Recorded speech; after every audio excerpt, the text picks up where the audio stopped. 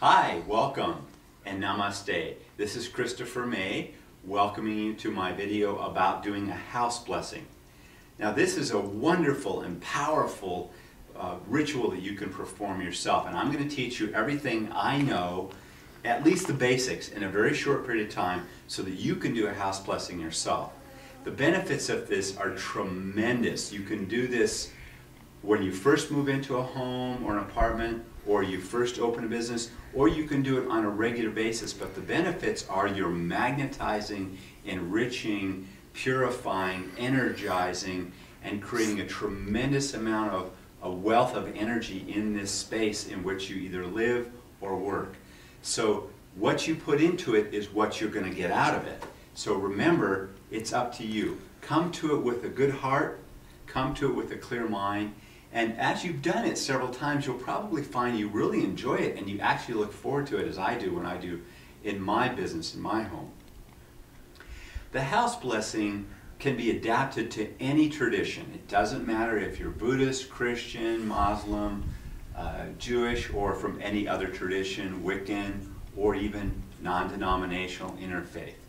The purpose, again, is to bring together your connection to Spirit, to God, to the presence of great ones, and build a bridge between your heart, your mind, and all that's good and creative and beautiful and true and joyful in the universe, and be enriching and drawing that in, drawing yourself closer to that during the blessing.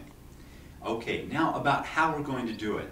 Pick the most special and sacred place in your home or your business. That could be your desk if it's your business where you work, or if it's your home, if you have a space where you meditate, where you pray, where you have spiritual reading and study, or a religious shrine or altar in your home. I would suggest starting there. So that's your starting point, because that's kind of the heart of your home or of this building. It's where you have invested the deepest, most beautiful part of yourself.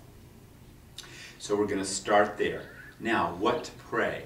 I recommend using the Great Invocation, which you can hear about on one of my other videos. The reason that prayer is special because it's a formula which is unique, it's non-denominational, it's interfaith, and it draws in the power of light, the power of love, and the power of goodwill, and it asks for the blessings of those three energies to be in your life and in the world in general. If you don't want to use that prayer, you might want to use the Om Mani Padme Hum prayer. You could use the Lord's Prayer, or if you have another prayer that's very profoundly sacred to you, use that prayer.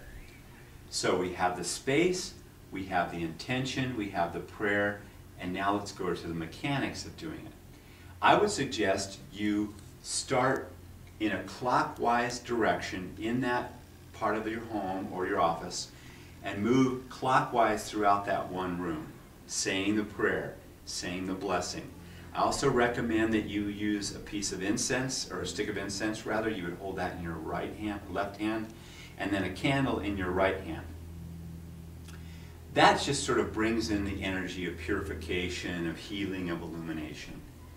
So you've walked clockwise around the room, you have your incense, you have your candle, and then as you proceed to the next room, you move in a clockwise pattern, following the wall or the edge of the room in that room. And you proceed thus throughout the rest of the building until you come back to where you started.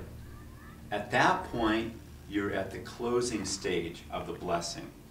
And at this point, if you have several people with you, if you're doing it with your family or a friend or your life partner, you might have some beautiful background music on, something that's sacred, very uplifting, and then you can quietly close by saying a prayer for one another, for the welfare of humanity, for the welfare of your family, your friends, or your community.